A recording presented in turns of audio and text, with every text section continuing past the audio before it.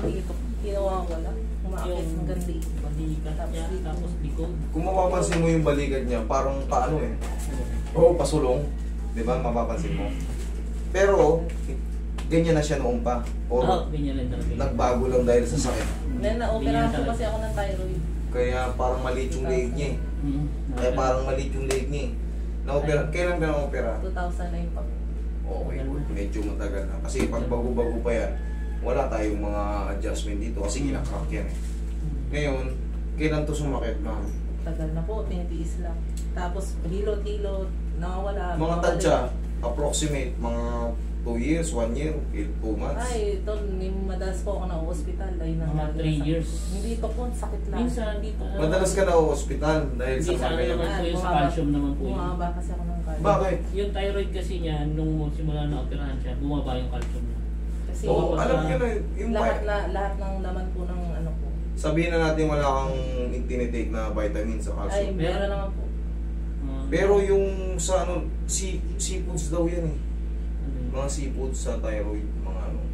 Tapos, calcium. Opo. Magkakakain ka ng mga ano, mga, alam mo yung may mga shell. Clams. Oo, yung mga ganyan. Sabaw niyan. Pati sa potassium mo makakabawi yun. Medyo pakuluan mo lang ng todo yan. Yung may mga shell. Yung, alam mo yung balat ng itlog, kinakain pala yan. Pinipino ng gusto. Malakas ang calcium nun. Pero kailangan kasi marunong mag-prepare nun eh. Siyempre, gatas-gatas din. Kahit pa paano. Oh, Kaya ngayon, lagi nakakala yung likod niya. Yan, minsan nagigising siya ng madaling araw, masakit ang likod. Yan, hanggang sa hanggang sa... Pag pinindot ko itong mga ganito, sobrang sakit. Hindi naman po, pero masakit po. Hindi Ganyan po- lang yan ha. Kumbaga, May sakit po. okay. Ramdam niya sa Ramdam na kaagad. Sa ganito, Yan, yan. ito masakit. Opo. Dito kabila wala eh. Dapat the same lang din. Okay. Wala. Ito isa lang ako. Umibigay. Ibig sabihin mas ano to. Yung dito naman sa supraspinatus muscle or supraspinatus. Dito talagang takbuhan ng mga lamig-lamig ito. Yan. Common yan. Lalo kung may... Pag umakyat na dito, may problema yun sa loob. May tendency minsan na nahihirapan ako yun. Nahihirapan ko nga. Ayan, sakit yan. Nagdisal yan. Yan, nagdisal. daliri. Yan. Tingnan ko yung kabila.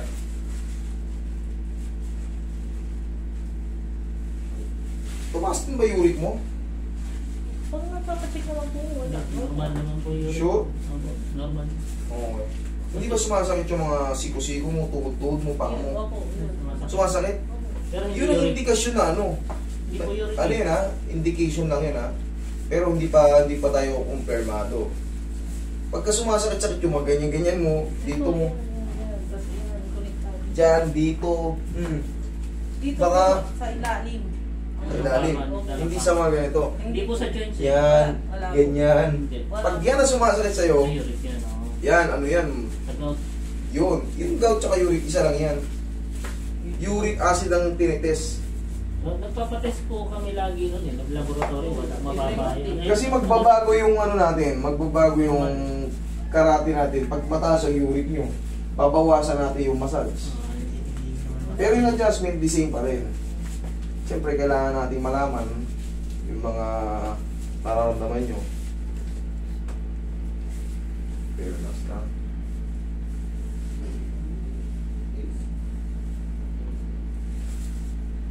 Isa pa. Huwag mo nga labaran, last na.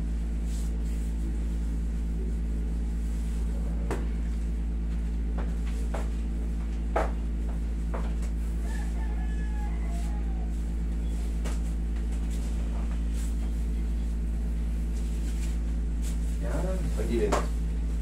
Ano po, higa. Tagilid po, yes po.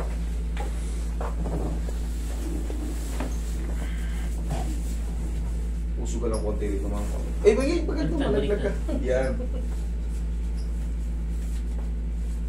O, pag tihaya mo, dire-diretso. Yan. Kabilang side. Sige, forward ka konti. Ito po, forward. Yan.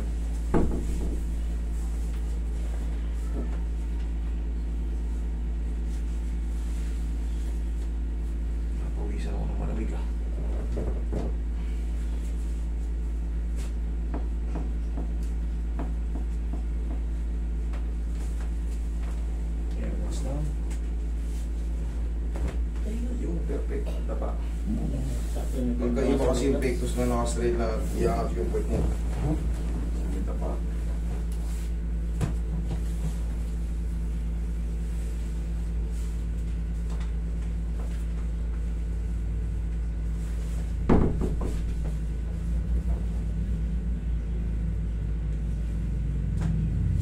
Sabog.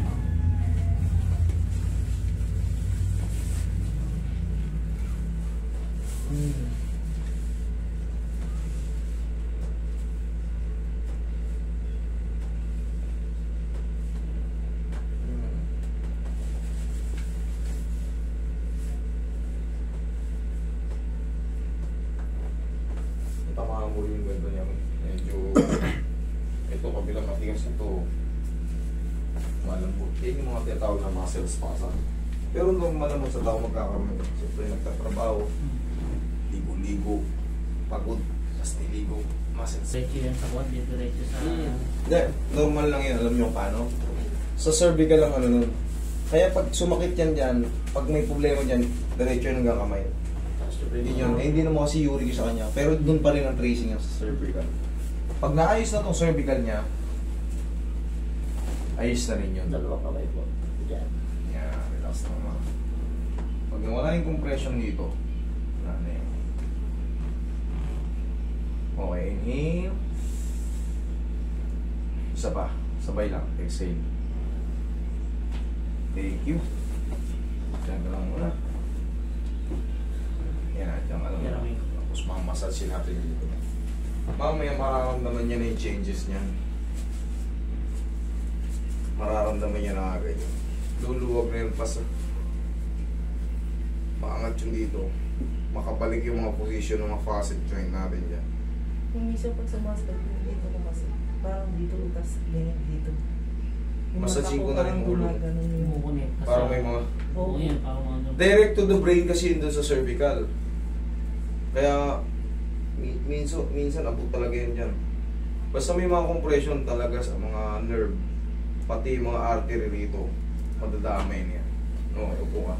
Minsan ba nahihilo ka? Oo. Minsan Okay. parang mahihimatay ako na. Naglo-low Parang split pilan ka? to. Okay.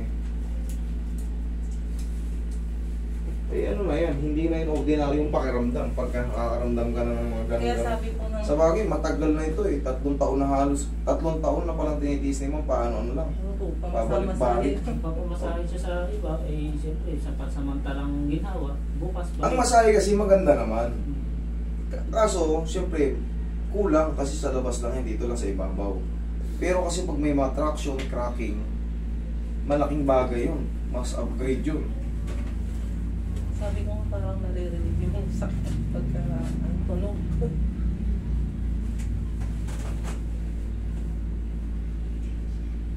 Tanggalin mo muna ito ah. Mamasasig ko yung ulo mo. Bumagang din yan, di ba? Opo.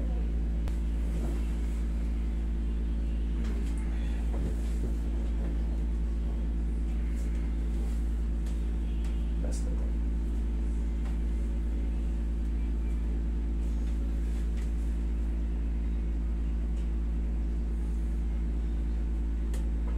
Kanina isang ganun lang. Bago agad. O, check mo yun yung pakiramdam mo. Makamay mo. Para ka na. Pagka ganun, yan, kasi wala kayong files na dinala eh. Sabihin na natin mayroon pang natira. Balik lang kayo next week. Tuesday again. Susundan natin ang second session. Pero kung wala na, eh, kasi ang observation niya 3 to 4 days.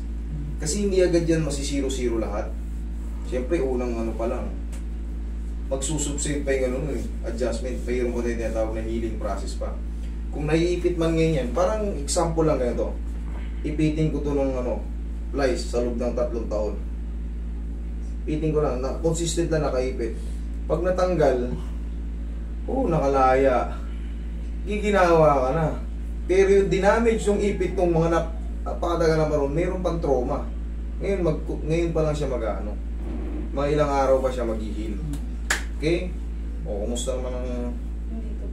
Pero may parang dito. Dito sa... Dito. Yan, sa... Sige nga. Check mo. Meron pang konti. May pa konti. Oo.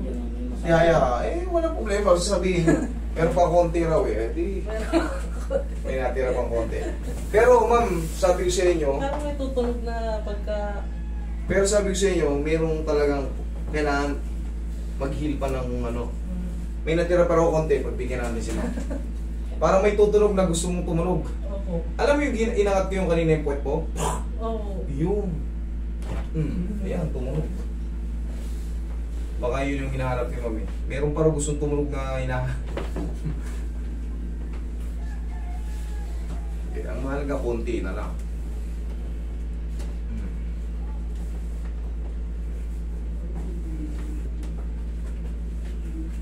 Tama yung sabihin nyo lahat para paglabas nyo rito. Nakalimutan ko sabihin. Mas maganda yung kahit umulit tayo, walang problema. Ang mahalaga, nasabi nyo. Kasi, pabor yun sa inyo. Hindi ko kasalanan yung pag hindi ko sinabi kasi siyempre na-treat. Ko na.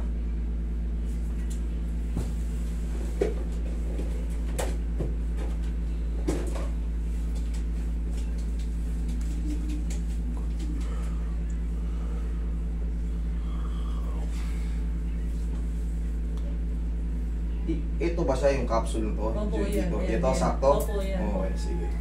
Yan yung masakit. Nag-focus ako rin sa kinuwento mo rin sa harap Ito sa menu. Ito kanina. Hindi na. Sige. Pag magmamalong kayo, mas maganda. Yung malong kasi kaya tupiin yung hanggang dito Nalilit. Pag dito kasi medyo loose yung oo. Hindi pa to stretchable. Ganyan ka na. Tagilid ka ma'am. Lalo naging worse.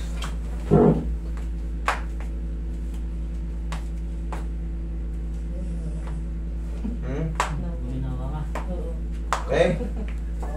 Okay ha. Ayan ha. Thank you. Thank you. Huwag lang maliligo today ha. Bukas na. Sir, maobserbahan nyo naman. Ikaw ma'am, for 3 to 4 days, tignan mo kung may matitira pa.